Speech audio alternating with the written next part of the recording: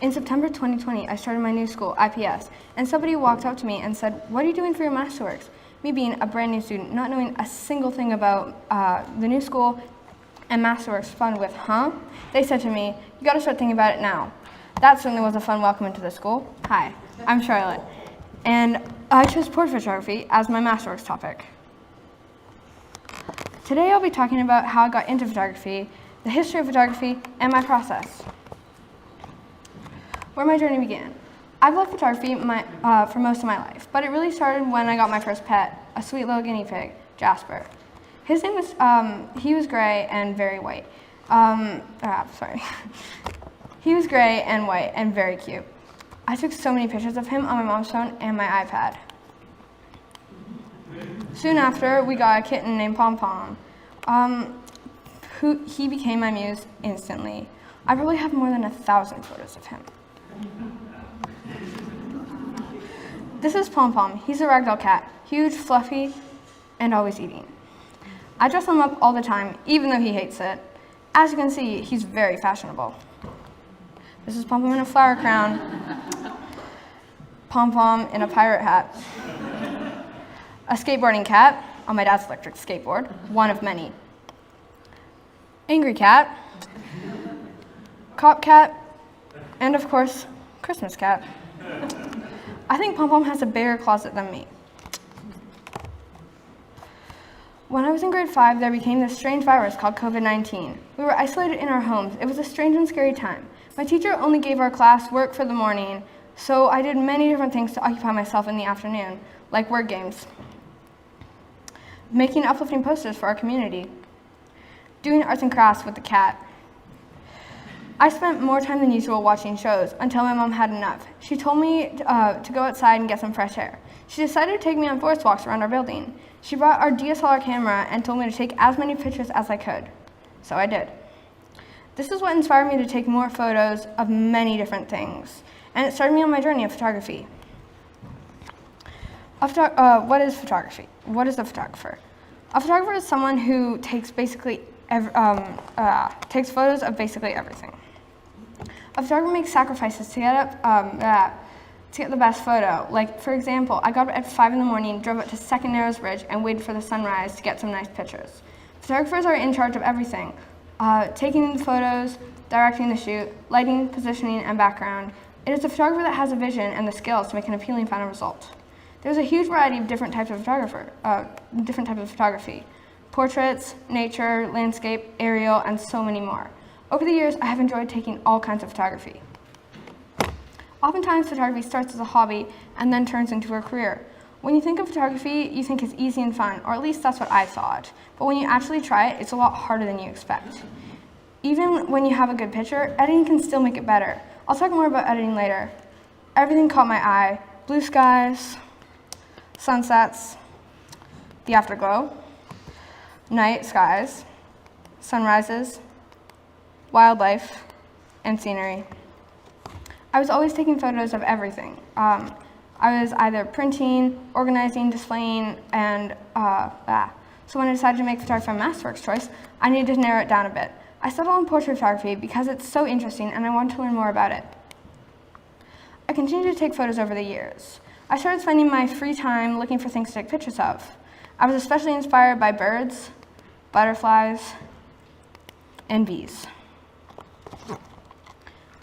Any opportunity I had to take a photo, I would take it. These are photos of birds on my trip to England last year. This is the history of photography. Portrait photography was a lot cheaper than painting a portrait. It required a lot less sitting time, and you didn't have to worry about a person staying still for hours on end. The shots were a lot cleaner, and this revolutionized portraiture. In the past, only wealthy people had portraits of themselves. Nowadays, basically everyone has portraits of themselves: family portraits, school portraits, and pet portraits. The first type of photography was a daguerreotype. Mr. Daguerre, the inventor of the daguerreotype, announced his invention at the French Academy of Sciences on August 19, 1836. This invention got popular very quickly. The photo was not printed on paper. It was actually printed on a silver copper plate. The photos came out very sharp in contrast, and the daguerreotype is not flexible. It's actually quite heavy. In 1840, the studios were quite successful. Only wealthy people had daguerreotype portraits of themselves. The first portrait ever taken in 1839 by Robert Cornelius, The Art of Portrait, is a self-portrait, and it is considered the first selfie ever taken. Cornelius took the photo outdoors in order to get the fast exposure. He still needed to hold his pose for 15 minutes, or for 1 minute. This was a daguerreotype. This typically required 3 to 15 minutes of exposure to take a photo, depending on the light. This made taking portraits nearly impossible. People taking selfies today have it so easy, just one click of a button. And obviously, I hit the slide too early. So this is a picture of my twin project from grade 8. My portrait is based on a painting from 1665. This was how portraits were made before photography. Learning about the history of portraiture made me dive into my own family's history. These are my great-great-great-grandparents. And this is my grandma and her brothers, taken in a studio by a professional photographer. This is my mom and her siblings. This photo was taken in 1968, also taken by a professional photographer, but at home. My mom is the baby of the family in here. In 1970, you can see that color was becoming a lot more popular. Because of my interest in photography, in grade 6, I went up to photography camp at Capilano. I did a photography camp at Capilano University. Here I learned how to become familiar with a professional camera, how to adjust the lighting of the camera, the shutter speed, and other basics of the camera. The next year I did the same photography camp, and it was just a bit different. We covered the basics of skills again.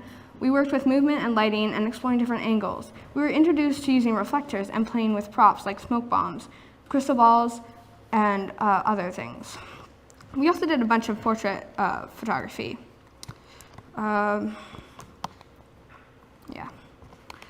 What we did first was playing with movement of a car.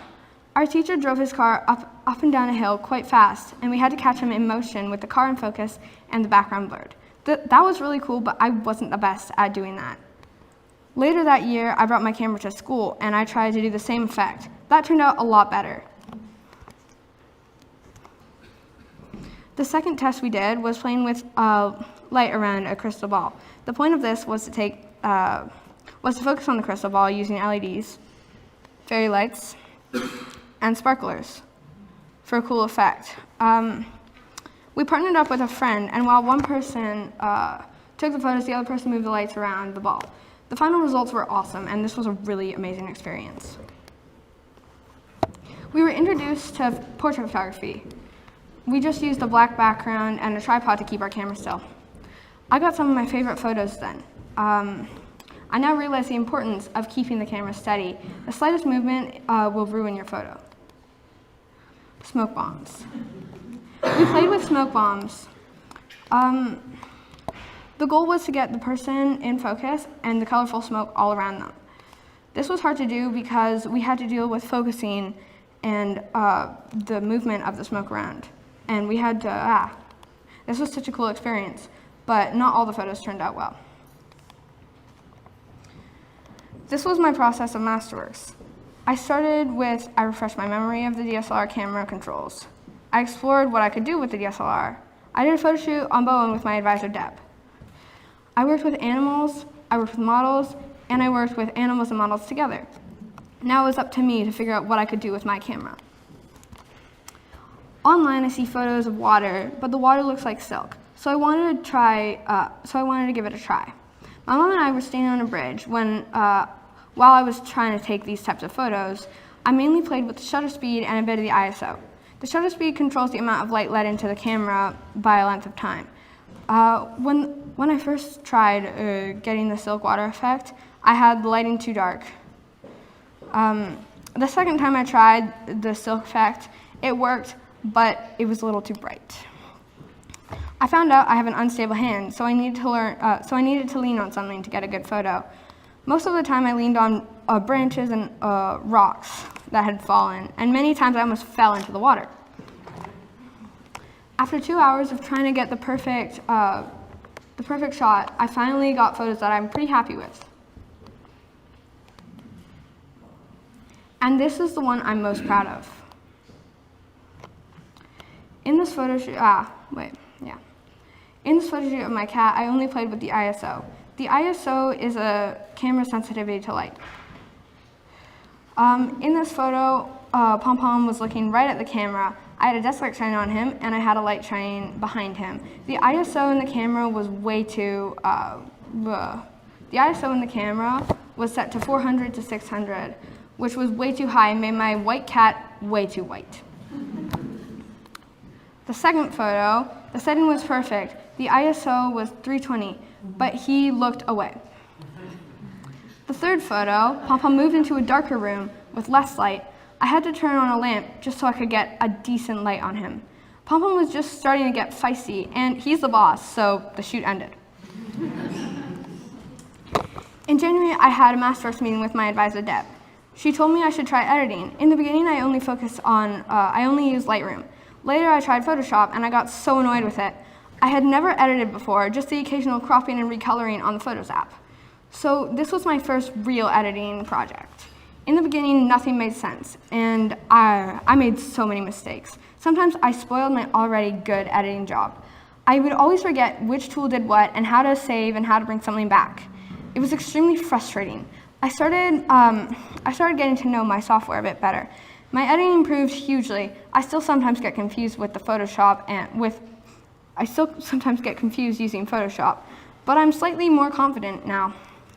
I only did the basic editing this year, adjusting the light, the brightness, cropping and erasing, and bringing the color out of things. The first photo is of my friend's cat, Gibson. I cropped, made it more bright, and I made the colors more vibrant. The second photo is of my cousin's dog, Dougie. In this photo, I cropped, brought out the light, and the color,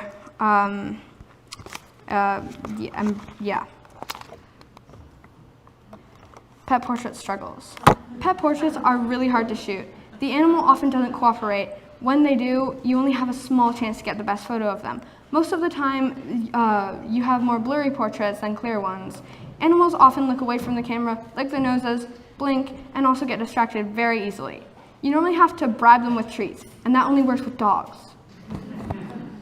You can see in these photos, when you're working with the pet, you need to have a lot of patience.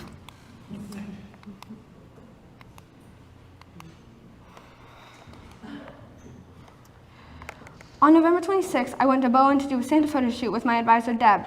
I shot many pets, including a retired help dog, 2 8-month-old puppies, a squirmy little puppy, a cute shy dog that loves standing on her hind legs, and of course, a ferret. This was an amazing experience.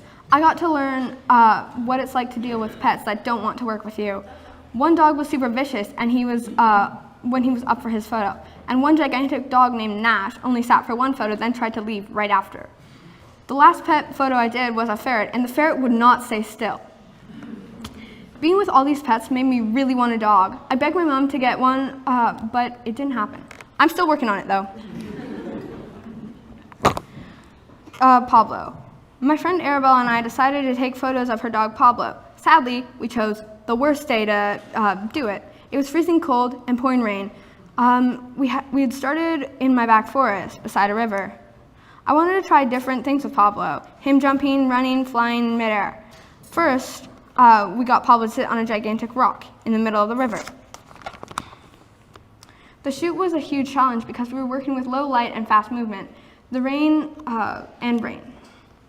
Over and over, Pablo had to run back and forth for a very long time to get the results I wanted. And I got so many nice action shots, but they're all blurry. I got a really funny shot of Pablo. He's yawning, but it looks like he's pulling a face.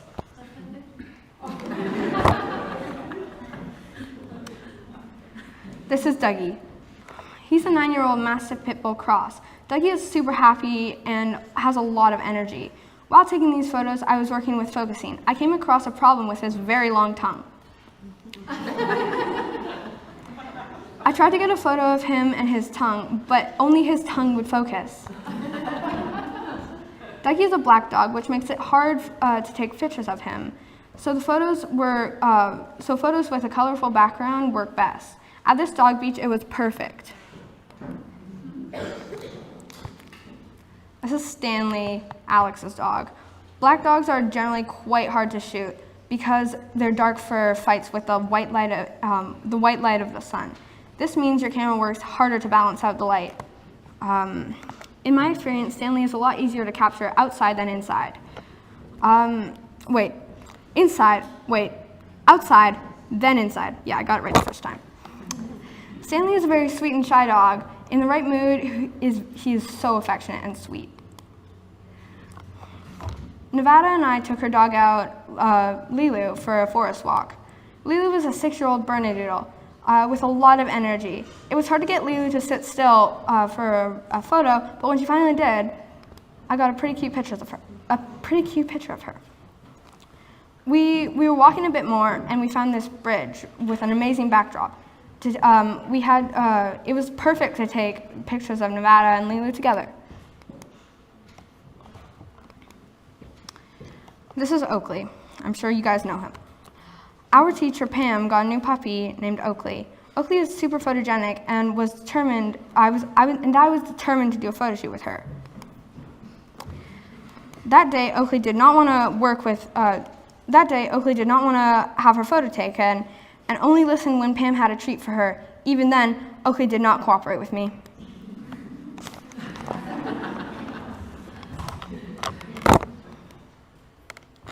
Getting really good photos of people is always a challenge. It's hard to get people to take direction. They can be nervous and uncomfortable or difficult and won't stay still or listen. Blinking and facial expressions can spoil a photo.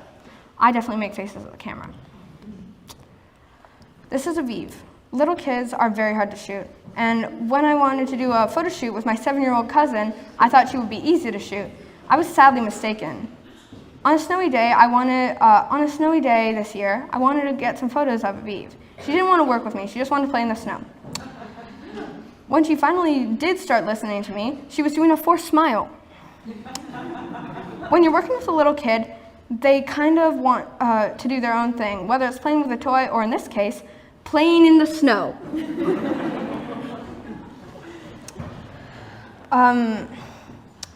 They often pose too much or pose too little.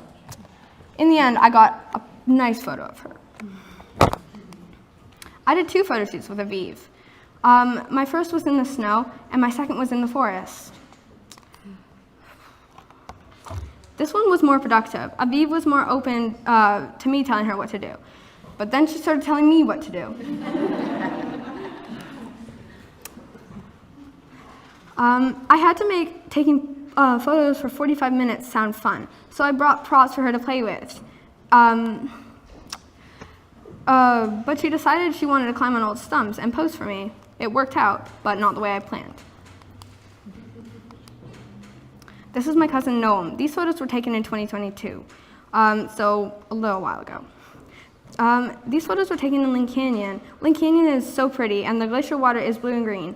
Here, I did an unofficial photo shoot with my cousin Noam. For my first few portraits, I had her pose sitting on a rock. I'm quite happy with them. The shoot with Galia was my first real photo shoot. I had never done an official photo shoot with a model before. I was so nervous and scared. I value her opinion so much, so the pressure I felt when I was taking the photos was high. I wanted to do a yearbook style photo, so a plain background focusing on the person's face. The first photos were taken inside using the natural window light coming from the left side, but it created too much shadow. Now I know why photographers need special equipment such as reflectors. Galia changed to a fancy black dress and a purple wig.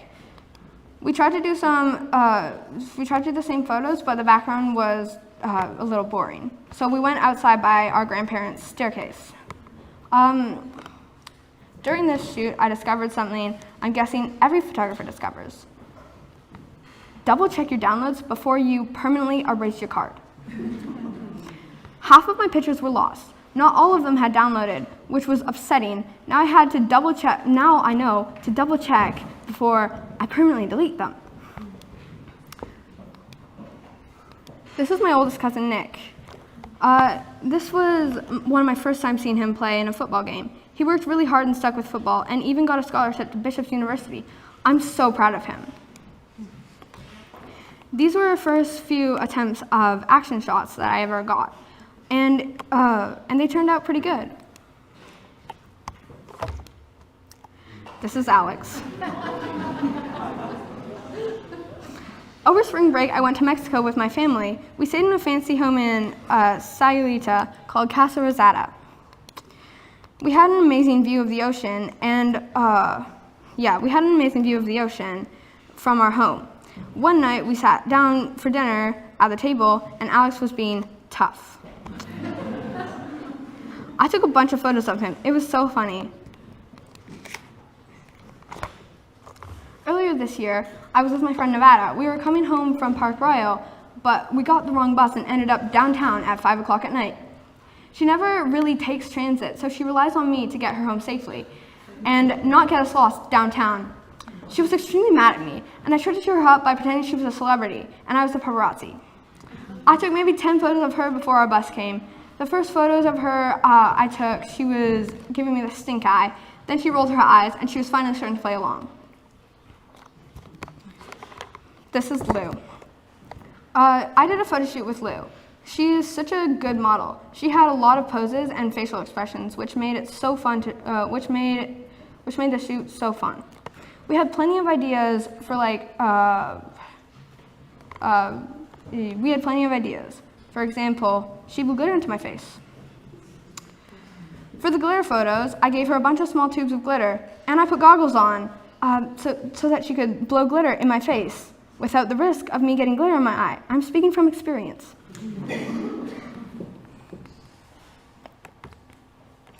I had her run through water in a black dress.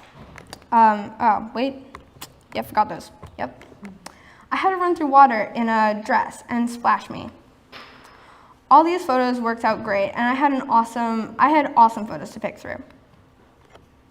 This is Arabelle.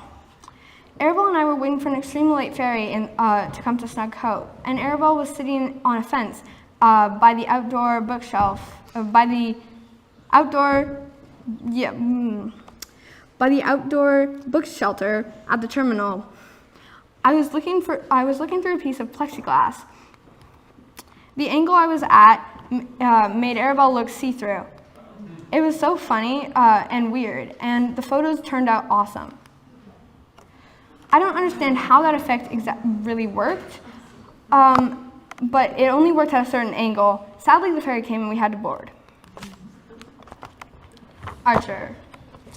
Yep. Archer. When I have a vision of what I think a good photo would look like, Archer is always on board. Even though it was October, Archer spent 45 minutes in a cold river in October so I could get a good photo, and I was very new to photography then. When I was taking these photos, later we did another photo shoot. Archer brought their Dark Lady costume. We were in the area with graffiti. We were in an area with graffiti and a mossy wall, which created an amazing background for their character. Archer brought a really awesome mushroom costume, which added to the shoot and really suited them. These photos were awesome, and I had a lot of fun taking them. Graffiti. On December 4th, my dad and I were downtown, and he wanted to show me a building he'd worked on, but he took the wrong turn down an alley, and we saw 5 graffiti artists spray painting. We drove through the alley, then I asked my dad if we could turn back and interview them for Masterworks. I was able to interview a couple of them, but these were my first interviews, so I was very shy. My first interviews were with a 19-year-old girl who came from Australia with a group of her friends. Her name was Tuesday. She said this was her 3rd time ever doing graffiti, and I asked, ever doing graffiti. She was spray painting Choof. I asked her why she was spray painting Choof. She said it was her call sign. that guy, I can't remember his name. A call sign is a nickname or a symbol used to identify a person. It's like signing your name without really signing your name. Chief was a nickname she was given by her friends, and she adopted as her call sign. She lent me a spray can to leave my mark. It's me. The 2 other interviews I did were with professionals. I met Phase 1, and I met Tuner. These people didn't want their photo taken with their face in it, but they said it was fine if I could get them spray painting from behind. The cool thing was that I've seen their work in different spots downtown, and I now can say that I've met the artist who left those call signs. These people gave me a whole new perspective on street art and introduced me to a type of art I never really thought people cared about. Making a photo book. My photo book is over there. Years ago, I was at my cousin's cabin in Whistler. My aunt showed me this book called People of New York. This book was full of people in New York, and it had blurbs and quotes from the people who were having their photo taken. At the start of the year, I wanted to make cards and sell them. That didn't work out. Then Deb suggested I make a book. So I made a book, and I titled my book Through My Lens. I'm so proud of it. I'm so proud of it. I didn't take quotes from people I took photos of, but I wrote little blurbs. Next time, I'm definitely going to take quotes from people.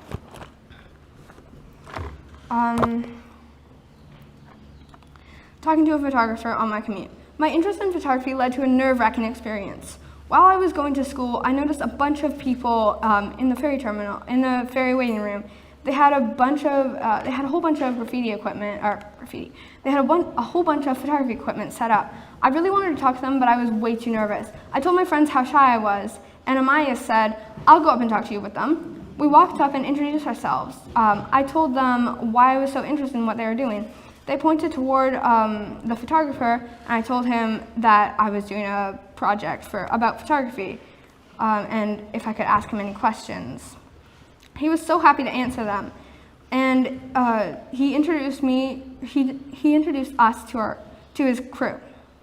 He told me that he was shooting for an outdoor wilderness clothing company. He wanted me to show him what I've been working on. I showed him a whole bunch of pictures in my process journal.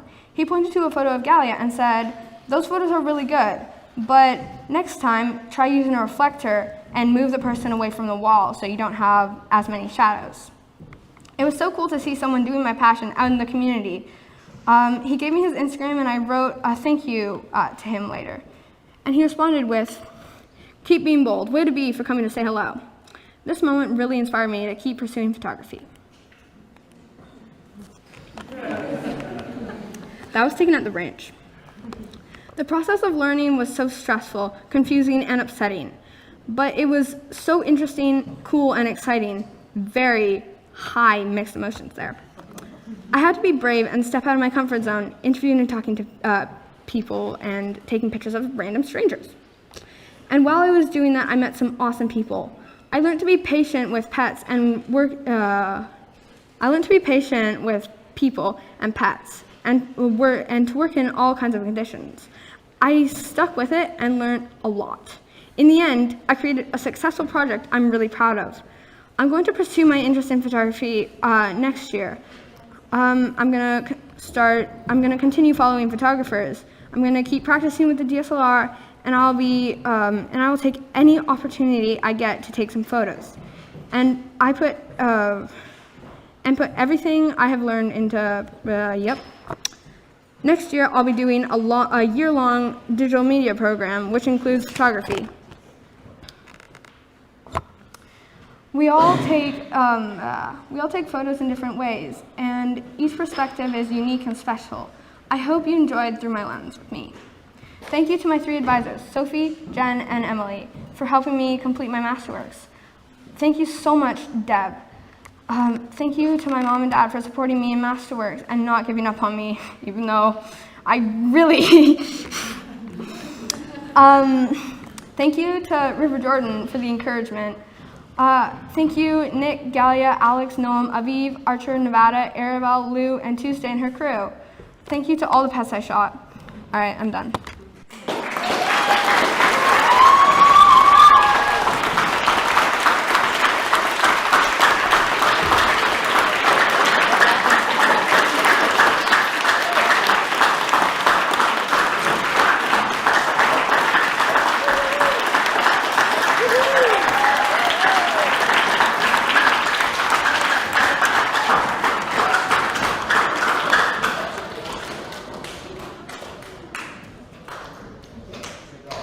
Bravo, Miss Bryant. You did it.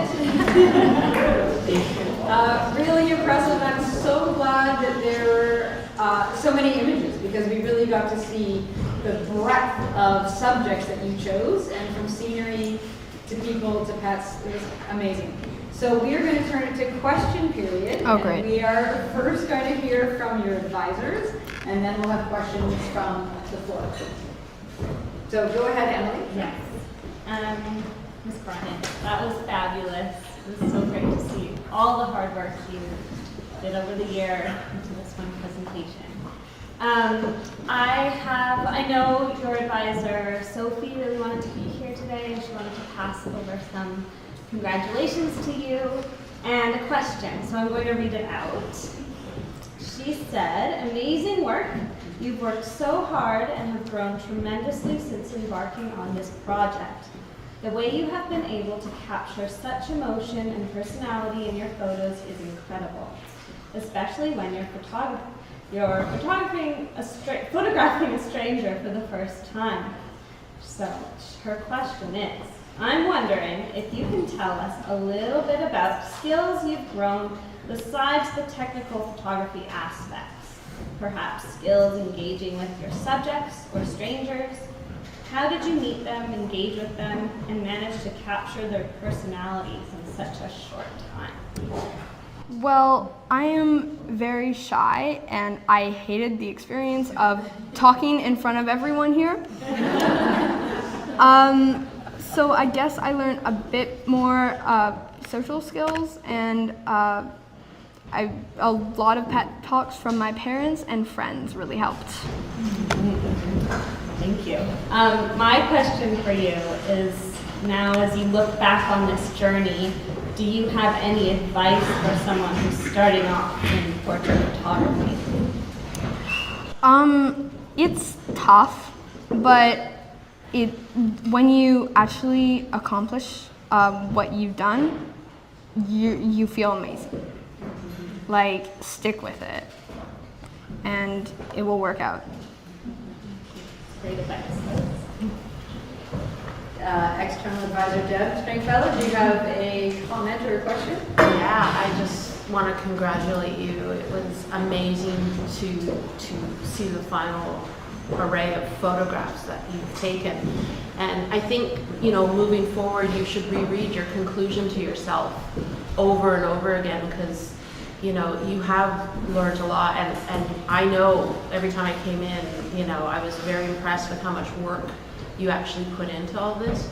And talking to strangers and asking for their photograph is, in the skill sets of photography, is way up here. It is hard. It's hard and it's intimidating, and in the end, the worst people can say is no thank you. It's not a big deal, but it's incredibly hard to do. So well done. I love how you are in what I would consider an experimental mode, where you're just trying everything. You're trying different things. You see things on social media, or you go to your workshops and your classes, and you're just, you're throwing everything at it, and that's what you should be doing. You should be experimenting and photographing everything. I guess my question for you, if you had to narrow down your path, so for example, moving forward, if you went to university in photography or some higher education, where do you see yourself kind of enjoying or narrowing down your photography? Because as you said in the beginning, you have different forms of photography. You have landscape, you have portraiture, which is what you've done in your project for a year. There's technical, there's architectural, there's all sorts of different types of photography. Have you thought about where you might want to narrow down your skills? Well, I haven't tried everything yet, so I can't really answer that question. But portrait photography is really cool, so maybe there. Yeah, sounds good. Can I add on to that question? Because there were two instances that you did some photography that was different than what you showed us, and you didn't show us these ones. One of them was a surprise when you were downtown, you came across something. Can you describe that? The protest? Oh, yeah. So me and my parents were downtown shopping for new shoes, and there was a Free Palestine protest, which was really cool, and we brought our we brought our camera, which was crazy and perfect. Just the photos didn't turn out well, and I just didn't really want to put those photos in. Yeah. So. But Charlotte, what was really cool is that you were doing journalism photography. So it's a whole different realm of photography that you had a little taste of, which I thought was really, really interesting. I'm going to ask for questions from the floor, if you're okay with that. Sure. Great. Lots of your muses are here today, which is wonderful. So we're going to start with you, Jax. Come on up to here and you can ask your question. When you got into photography, did you think that it would just be a hobby, or did you think that you would like make it come farther? I kind of thought it was just going to be a hobby. It was kind of a surprise. If it weren't for COVID, I probably wouldn't have spent a lot of time taking photos, and I wouldn't have followed that. Archer, come Well done, Miss Bryant. I'm so very proud of you. I have a question for you, and that is, do you have a dream shot? One photo that you have envisioned in your mind for as long as you have, that you still haven't quite gotten yet? Not yet. I mean, normally when I'm just like in my room, door shut, listening to music, or like about to go to bed, the kind of photos like that pop into my head, but then I go to sleep and I forget them in the morning. Maybe write them down, sure. Yeah, next time. Amaya, come on up. What do you think was the hardest thing to do during Masterworks to finish? Several things. Number one, talking to people. Number two, talking to everyone here. And number three, the stress at the end of like getting the slide and getting everything ready and practicing and being able to present was really like stressful and hard. My parents can vouch for me there. Thank you so much, Ms. Bryant. I really enjoyed being part of your journey here and witnessing it. I'm curious, you did mention that you got up at 5 a.m. one day to shoot at the bridge, and I have this sense that photographers work really hard to put themselves in the right setting and time.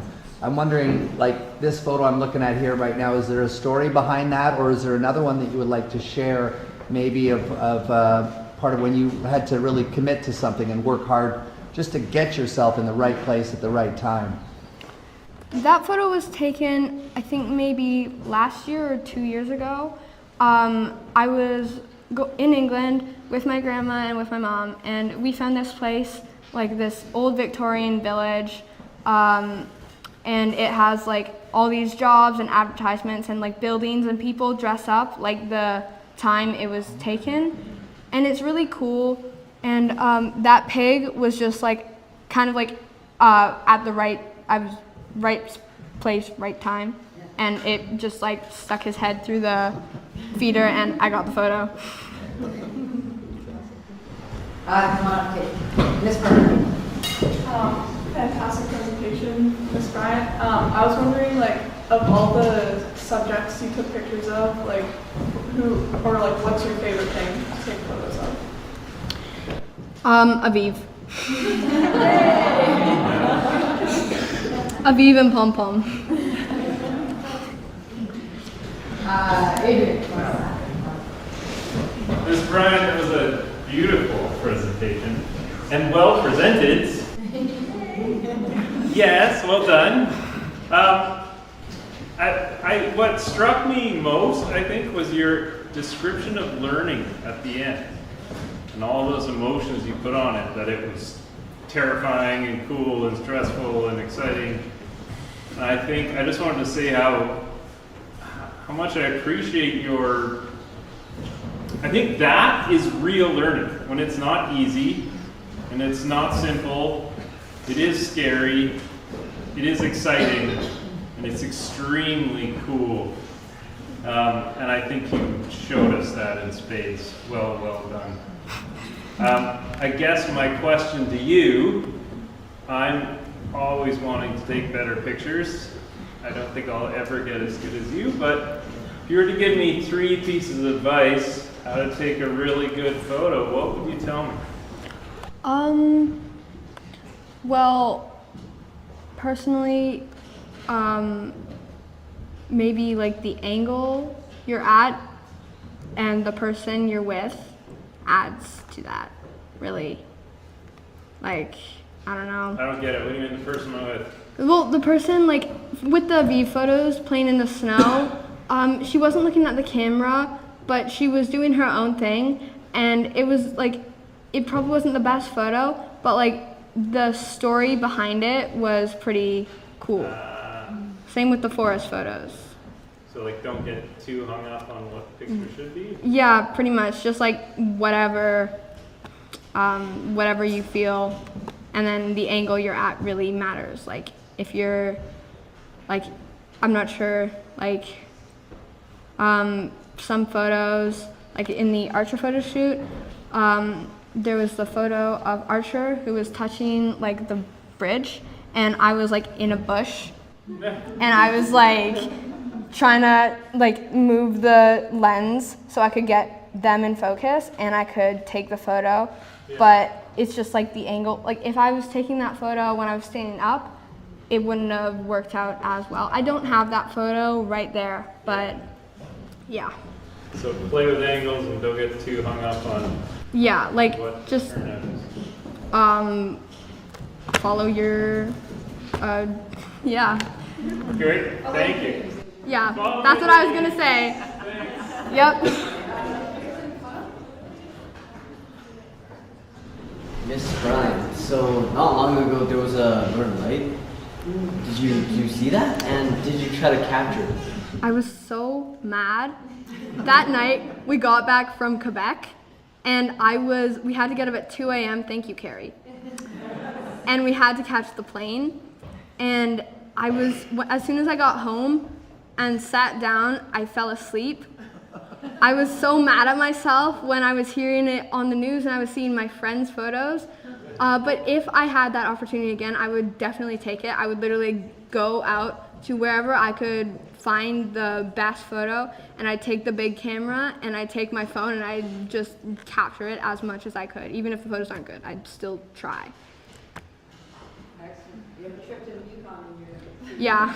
Go ahead. Hear that, Dad? Going to the Yukon. So you did some, so first of all, really nice presentation. Thank you. You did some like pet photography and you did the birds and stuff. Do you think you get more into wildlife photography, or do you prefer like people? I mean, I love pet photography and I love people photography. People are generally easier to shoot because you can talk to them and they can like understand a bit more. When dogs or cats, my cat doesn't even understand. Pom Pom, come here. So yeah, maybe people photography, but I'd obviously still do pet portraits.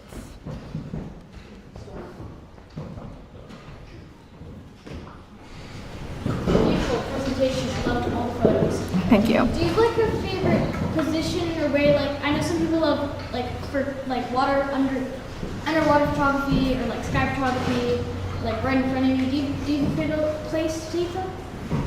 for positioning? Not really, just kind of like,